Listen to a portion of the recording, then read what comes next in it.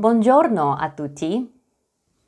Sono Giuliana, sono un insegnante e lavoro in una scuola.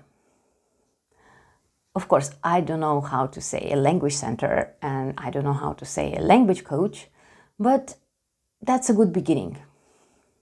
My lessons for today were all about jobs and places of work. And to be honest, I felt a bit rebellious inside.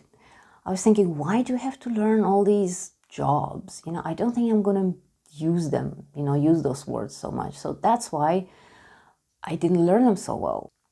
That's why I had a hard time at quizzes. Which is to say that definitely motivation is the key. If you see the word that you know that you will be using them and you make it personal, then it's going to work. If you have this attitude like, yeah, I'm learning it, but I probably will never use it, then you probably won't remember. Because you're programming your brain either to keep this word or to forget it. Now I can really see the benefits of one-on-one language coaching, because then you don't have to learn all the words that you probably will never use. You get a personalized plan and program that is relevant to you. But nevertheless, I learned those words, though I had a hard time, so let me share them with you. First of all, the question is, che lavoro fai? What do you do? What's your job? Che lavoro fai? And to answer it, I would answer it as sono un insegnante.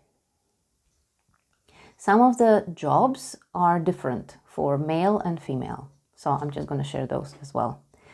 For a shop assistant, you say un commesso, una commessa. Office worker, un impiegato, un'impiegata. A nurse, un infermiere, un'infermiera. I told you I don't really know them so well. A waiter, un cameriere, a waitress, una cameriera.